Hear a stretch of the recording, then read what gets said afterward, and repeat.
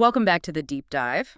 If you're tuning in, you're probably deep in history revision, maybe for the IBDP, and you're staring down the barrel of Japanese imperialism. It's a huge topic. It is. So our mission today is to give you that edge. We're going to distill the absolute core consequences, political, economic, and social bendige of the Japanese annexation of Korea from 1910 to 1945. And it's impossible to overstate the impact. We're leaning on sources like Bruce Cummings, who argues the whole colonial experience was, and I'm quoting here, intense and bitter and shaped post-war Korea deeply. Intense and bitter. That's what we're here to unpack. So let's establish the formal starting line. This wasn't just a slow takeover, it was a legal, official act. It was August 22nd, 1910. And for your revision, the key phrase comes from Article 1 of the Japan-Korea Treaty. Okay. It says the Emperor of Korea ceded his entire sovereignty completely indefinitely. There's no ambiguity. It's total. It sets the stage for everything that follows. So, sovereignty is gone. Japan is now in charge. How do they actually govern? I mean, you can't just rule from Tokyo. You have to manage the people on the ground, starting with the old power structure. Right, and they were very shrewd about this. You might expect them to, imprison or execute the Korean royal family and the elites. Yeah, to make a statement. But they did the opposite. The sources are clear.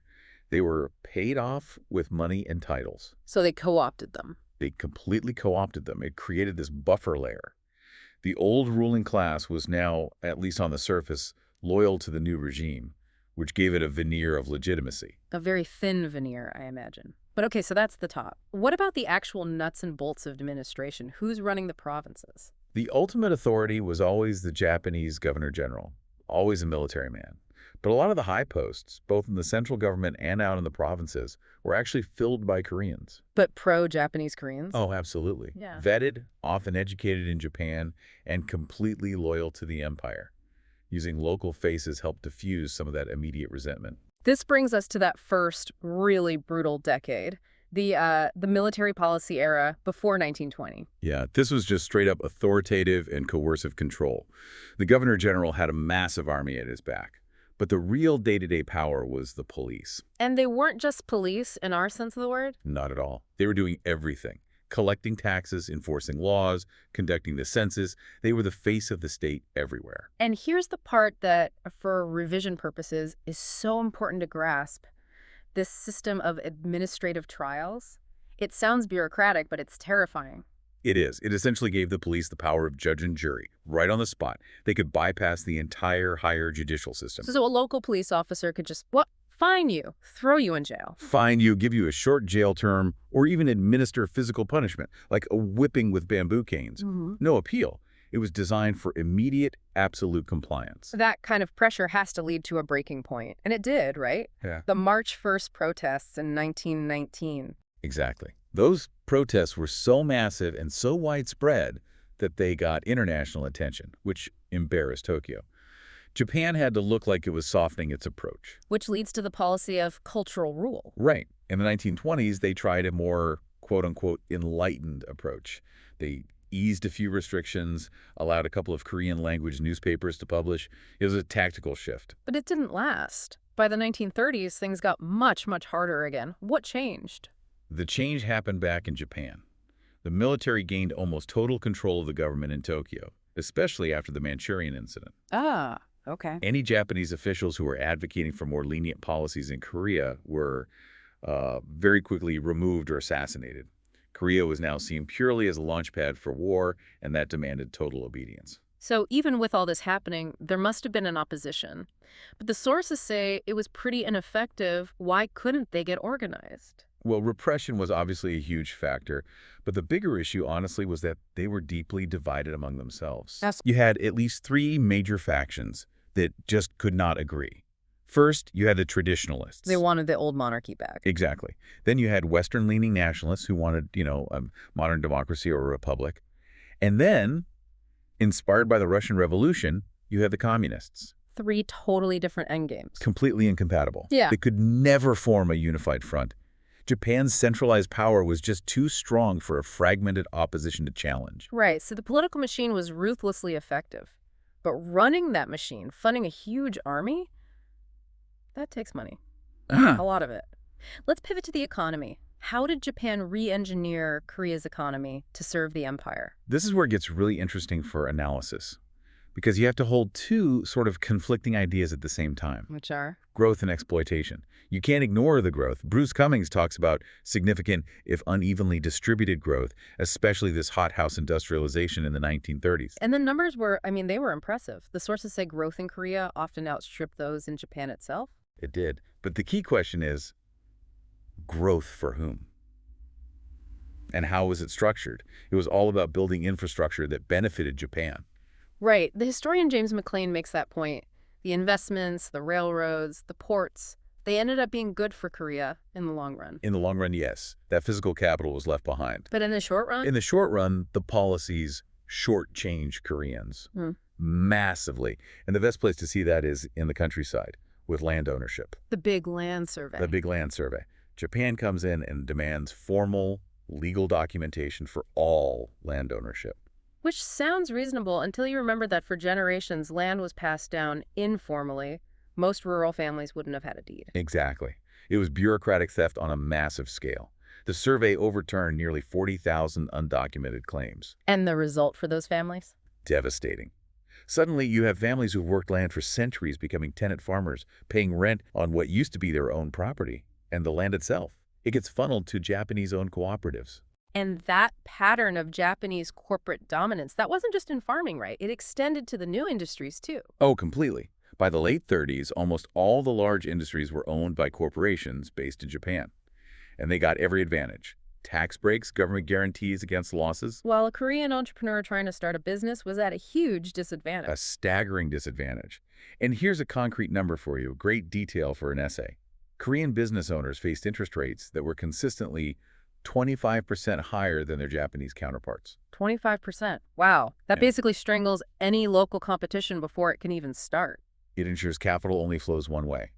And even if you were a Korean worker who got a job in one of those new factories, You were exploited. deeply, Yeah. you were stuck in low-paid menial jobs. And even if you did the exact same work as a Japanese colleague, you were paid significantly less. The whole system was built to extract wealth. And this all accelerates after 1931, after the Manchurian incident. Korea's role changes again. It does. It becomes the industrial engine for Japan's war machine. Under Governor General Ugaki Kazushige, the focus shifts entirely to economic self-sufficiency and war prep. So that's when we see the huge push for heavy industry. Exactly. Chemical plants, munitions factories, and massive infrastructure, railroads, roads, ports, all designed to move troops and supplies to the front lines in China and beyond. Okay, so we have this foundation of total political control and an economy built for exploitation. Let's move to the third pillar, the social impact, which the sources frame as a move towards cultural genocide. Yeah, this is where it goes beyond just control and becomes about erasure. The official policy was assimilation under the slogan, Korea and the homeland together as one. The goal was to completely extinguish a separate Korean identity. And they began with very visible symbolic attacks. Absolutely. Things like demolishing parts of the Gyeongbokgung Palace in Seoul. This wasn't just random destruction, it was a deliberate psychological blow meant to undermine national pride and confidence. And then they weaponized the education system. Yes, and it's a bit of a tricky point, because the number of schools did increase. By 1940, about half of school-age kids were in elementary school. But what were they learning? They were learning to be Japanese. The curriculum was all about loyalty to the emperor, Japanese history, Japanese language, and critically, children were forbidden from speaking Korean at school. That's just brutal. Ugh. Targeting the language of children. It's a direct attack on how culture is passed from one generation to the next. And then came the mandatory public rituals. From 1935 onwards, yeah. This was part of daily life. Everyone had to recite an oath of loyalty to the emperor and, crucially, worship at Shinto shrines. So forcing them to participate in a foreign state religion. A profound cultural and spiritual assault. It wasn't just political, it was demanding they betray their own heritage. And then in 1939 came what might be the most infamous policy of all, the forced name change. This was the peak of the assimilation policy. Koreans were ordered to abandon their birth names, their family names, and adopt Japanese-style names, an attempt to sever them from their ancestry, literally overnight. How on earth did they enforce something so personal? Through pure, simple coercion tied to survival. And this is the mechanism you have to remember. It wasn't just a law you could break and get fined for. No. If you refused to change your name, your kids were kicked out of school. You couldn't get food rations. You couldn't get a job in the colonial system. So you were effectively shut out of society. You were. It forced reluctant participation. That's why the term cultural genocide is used. It was a systematic effort to eliminate an identity by leveraging people's most basic needs. Okay, as we bring this deep dive to a close, let's just quickly recap the absolute key concepts for revision. We started with the formal annexation in 1910. Then we saw the political control shift from that harsh military policy with its police-led administrative trials to the militarized assimilation of the 1930s. Economically, we covered that paradox. The hothouse industrialization on one hand, and the creation of a massive class of landless tenant farmers on the other.